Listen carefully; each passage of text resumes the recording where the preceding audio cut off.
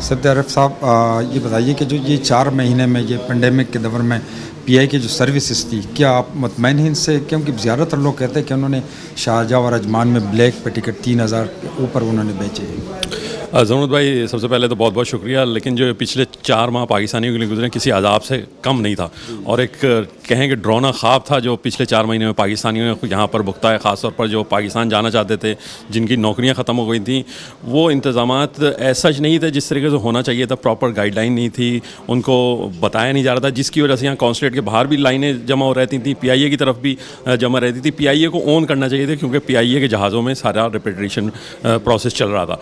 लेकिन टिकटों का जहाँ तक मामला है, अगर बात की जाए, एक शख्स को अगर 800 या 900 का टिकट भी जो मिल रहा था ना, तो वो 800-900 असल में हुकूमत के अकाउंट में तो 800-900 ही जा रहा था, लेकिन वो मुख्तलिफ मदों में उससे ज़्यादा पैसे लिए जा रहे थे। तो बहुत सारी दफ़ा हमारा भी ये वास्ता पड़ा कि कई खैबर पख्तूनख्वा के लोगों ने हमसे रब्ता किया बतौर जियो न्यूज़ नुमाइंदे के।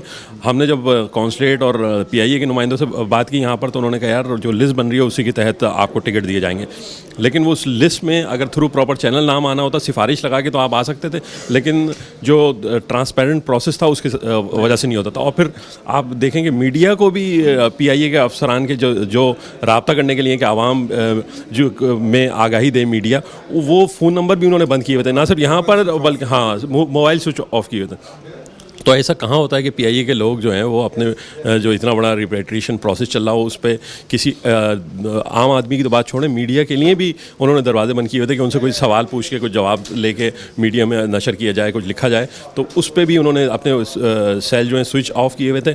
अब मसला ये है कि शिकायत तो पूरी दुनिया में पहुँच रही है, लेकिन मसला ये है कि आप उस पर तहकीकात क्या करेंगे, आप उस पर एक्शन क्या लेंगे। असल बात तो एक्शन करने की ना, इसका मतलब है कि आप उनके साथ मिले हुए थे, अगर आप एक्शन ही नहीं ले रहे, तो ये बड़ी अनहोनी सी बात है कि ना कोई एक्शन होता हुआ नज़र आ रहा है और ना कोई ऐलान किया जा रहा है इसमें। सर तो भाई एक इशू ये है कि जितने भी विजिटर आए थे इनके पास रिटर्न टिकट था, अब वही रिटर्न टिकट जो है ये लोग एक्सेप्ट ही नहीं करते, कहते कि ये ज़ाया, आप दोबारा टिकट बनवा दें। क्या करें जी, ये भी बहुत बड़ा इशू है, क्योंकि वाकई जो आपने सवाल उठाया ना कि बहुत सारे लोग जो यहाँ पर आए हुए थे वो रिटर्न टिकट लेके ही आते हैं, उसके बगैर एयरलाइंस जाने नहीं देती दूसरे मुल्क। उनकी रिवर्समेंट का कोई प्रोसेस, कोई चीज़ बताई नहीं गई है किस तरीके से किया जाएगा। अब देखें ना, यूएई में अगर लोगों ने टिकट लिए थे किसी पाकिस्तानी यूएई की एयरलाइन को, वो रिम्बर्स हो चुके हैं। तो पूरी दुनिया में यूएई की एमिरेट्स एयरलाइन ने और दीगर एयरलाइंस ने जो है ना वो रिम्बर्स कर दिए। पीआईए की तो इस सिलसिले में भी खामोशी है। तो लोग टिकट लेके अभी घूम रहे हैं कि यार वो जो पहले हमने टिकट लिए थे, जो रिटर्न टिकट लिए थे उसकी रिम्बर्समेंट का कोई पॉलिसी ऐलान करें। उस पर भी बिल्कुल खामोशी है, जिस तरीके से पहले 4 महीने में इन्होंने खामोशी और स्विच ऑफ किए थे, इस मामले में इन्होंने बिल्कुल। आपका क्या मुतालबा वजारत हवाबाजी से किया?